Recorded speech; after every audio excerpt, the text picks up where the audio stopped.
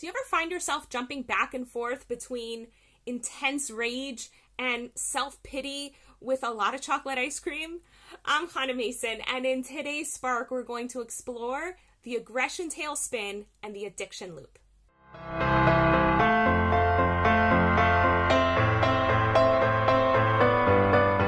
In this week's videos, I've been talking about the tools I introduce in my book, Hold That Thought, in the chapter called The Aggression Tailspin and Addiction Loop. And basically what these two loopy things are, really simple. First, you believe something that's false. And the way our bodies react to false beliefs is by going into a stressed out adrenal state, right? So we either go into fight or we go into flight. Fight is when you want to punch a hole through the wall. That's aggression. Flight is when you want to do anything other than feel what you're feeling right now, and you just want to run away.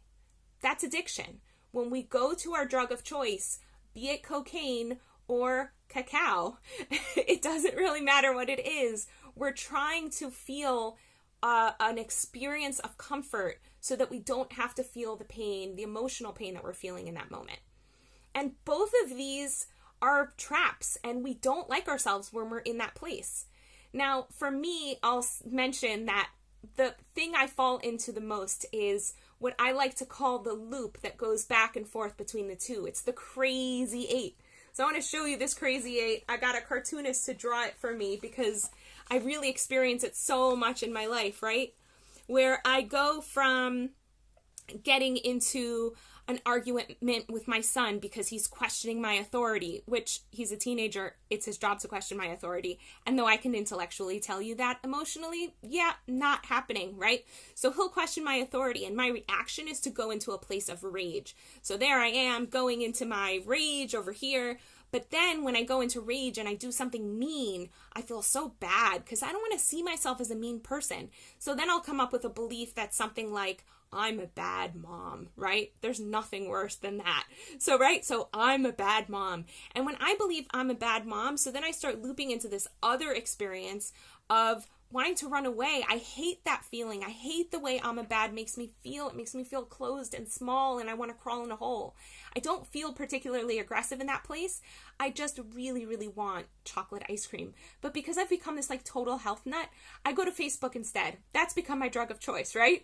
Or I'll just like read something trashy, but I definitely won't do the important, productive, nourishing things that I've planned for my day. I just end up wasting a whole bunch of time.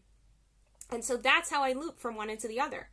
And then when I'm in that place of addiction, so then I feel like a total loser, right? So in addition to feeling like I'm a bad mom, now I'm a failure. I can't get anything done. And when I believe I'm a failure, I'll probably go back to the addiction place. Someone else might go to aggression to try to prove themselves that they have like power in some realm in their lives, right? So we end up going from aggression to addiction to aggression to addiction, and maybe it's aggression to aggression to aggression or addiction to addiction to addiction. It doesn't matter. We're running around like a crazy guy, right? Like in the cartoon. And it's not really what we're hoping to experience in our lives. We're hoping to experience a sense of calm and peace and centeredness and joy and connection with other people. So I want to give you an example of what I do when I've fallen into this trap. By going through the process of inquiry that I like the best, and the process of inquiry that really speaks to me the most and helps me move through these states as quickly as possible, is a tool called the work of Byron Katie. And so let's say I'm believing that I'm a bad mom, okay? In that place, I can ask myself, is it true? And in that moment, yeah, I'm feeling, yes, it's true, right? There's no right or wrong answer. We just have to be honest with ourselves. Then I ask myself, can I absolutely know that it's true? Now, to know something absolutely requires, like kind of being like God or something, right? So can I absolutely know that I'm a bad mom? That one's a stretch for me. So I'll say no to that one. And then how do I react when I believe the thought that I'm a bad mom? Oh, there's just this sinking feeling in the pit of my stomach. My whole body shrinks. I literally want to crawl under the bed. And I want to hide from the world. I don't want to talk to anyone when I'm in that place, when I believe that thought, right? So then I go to the fourth question. How would I be without the thought? So I can think of a time that I yelled at my son and I believed the thought that I was a bad mom, right? But what if I just for a minute put that thought aside and went back to that? So I can kind of zoom out a little bit and look at the scope of the whole day or of the whole week or of the whole month. Because usually when I blow it with my kid big time, it doesn't happen in every single moment of every single day. And the vast majority of our interactions are positive and nurturing and caring and sweet. And so I can kind of get a bigger picture when I'm not myopically trapped in this belief that I'm a bad mom. And then the most amazing part of this tool is something Byron Katie calls turnarounds. It's just saying the opposite of the original thought. And this is where we can see that thoughts come to us because they have something to teach us. So the opposite of I'm a bad mom is I'm a good mom. And I can think of all of these ways that I'm a good mom because I spend time with my kid, I feed him healthy food, I'm trying to teach him lessons, even though sometimes the way I teach him lessons is actually by behaving in ways that aren't so good, right? But I can be a teacher even in that way.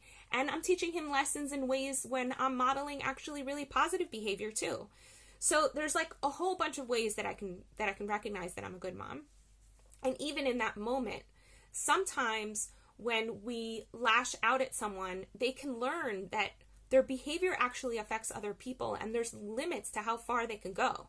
So just recently, the other day, Ari Lev wasn't feeling well and he was snappy, like really snappy. And it was mostly because he wasn't feeling well, but he was bossing me around. Get me this, get me tea, get me this fruit, get me that, this and that. I don't want to take this medicine. I don't want to take this medicine. I don't want to do this. I don't want to do that. Right. And it just got really frustrating to play nurse to someone who just was snappy. And finally I lost it. And I said to him, I was like, I don't want to take care of you. I'm going to leave the house for a while and you think about how you've been behaving. And you know what? When I came back in the house, I suddenly had a kid, at least that day, who said please and who said thank you. And every time he was snappy from that point on, I said, how can you say that in a more kind and respectful way? And he did. I was like, wow, amazing, great. He got the message, right? And could I have conveyed the message in a kinder way without totally losing it on him? Yeah, but sometimes it's good for us to see the feedback we get from the world. So there we go. Those are all of the ways that I come up with, like, I'm a good mom. That's one turnaround.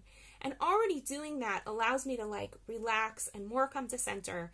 I can start crawling out from under the bed and not feel like I have to hide anymore. Because the reality is my son experiences so much of my motherhood in so many different ways. And just like every other person he's going to meet in his life, and just like the person who he is in his life, I'm not perfect. And I love him. And that's okay. So for me, that's like such a centering exercise to simply go through those questions and do the turnaround. And you see how fast it can happen. And it seems so simple. And yes, for me in my life, it's been absolutely revolutionary. Now, I also know that sometimes I have a hard time doing the work all by myself, and I need an outsider to help facilitate me and to help me bring clarity to the situation. And that's what coaching is for. So if you feel like you're stuck in a rut of all sorts of thoughts that are bringing you down into a dark place, be in touch. I have time available in my schedule. I'm available as a coach. And as I always say, my work is 100% guaranteed because I want to make sure that you have fabulous results. Want to experience more vibrance, clarity, and joy in your life? Book a guaranteed session at hanamason.com/joy.